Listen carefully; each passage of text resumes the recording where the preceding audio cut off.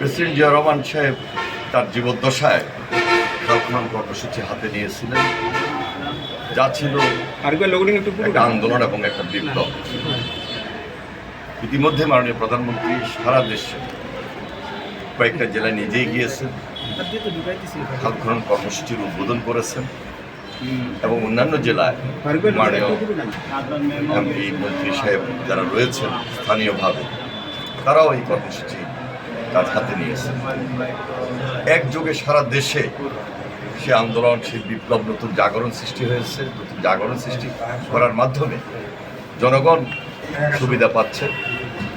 আপনি যে কথাটি বলছেন এটা খুবই স্বাভাবিক, এই কারণে দীর্ঘদিন খাল খনন প্রক্রিয়া বাধাগ্রস্ত হয়েছে অথবা কোনো সরকার সেই কর্মসূচি হাতে নেন নাই, যার কারণে অনেক জায়গায় খালের পাড়ে জমি দখল হয়েছে, খালের মধ্যে বর্জ্য আবর্জনা স্তূপ হয়ে আছে, দোকানপাট, ঘর বাড়ি এবং শিল্প কলকারখানার বর্জ্য অনেক জায়গায় চলে এসেছে, খাল দখল হয়েছে, যেটাকে আমরা সম্পূর্ণভাবে অবৈধ দখল বলতে পারি।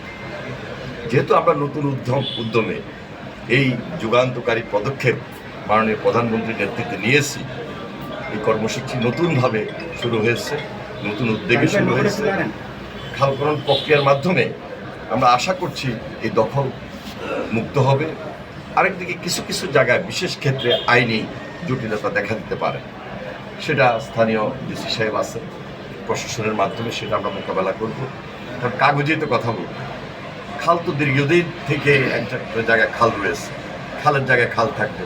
কেউ যদি অবৈধভাবে সেখানে কিছু গড়ে তোলেন, স্বাভাবিক কারণে ওনাকে এটা উঠিয়ে নিয়ে যেতে হবে, আর বাকিটা আইনগতভাবে সেটা মোকাবেলা করব।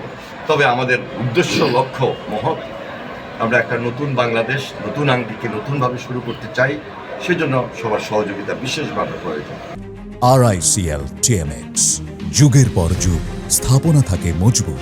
আমাদের ডিপার্টমেন্টে যারা রয়েছেন তারা তদন্ত করে সেটা কিভাবে নতুনভাবে গ্রহণ করবেন বা উদ্যোগ নেবেন, সেই প্রয়োজনীয় পদক্ষেপ গ্রহণ করবেন। আরেকদিকে চাঁদপুর সেচ প্রকল্প এবং এই যে দনাগোদা নদীর যে সেচ প্রকল্প দুটি অত্যন্ত গুরুত্বপূর্ণ চাঁদপুর এবং আমাদের এই লক্ষ্মীপুর, কুমিল্লা সবার জন্যই। আমরা সেই দিকে নজর রেখেছি, সম্পূর্ণভাবে এই এলাকায় ইরিগেশন উৎপাদন যেন দ্বিগুণ হয় সেদিকে আমরা নজর রেখেছি। এখানে যদি আরও বিশেষ প্রকল্প হাতে নিতে হয় এবং এই প্রকল্পগুলোকে যদি আরও স্ট্রেংথেনিং করতে হয়, সুযোগ সুবিধা বৃদ্ধি করতে হয়, সেদিকে আমাদের নজর থাকে। ইতিমধ্যে মাননীয় সংসদ সদস্য জনাব ফিরোজ আহমেদ মালিক সাহেব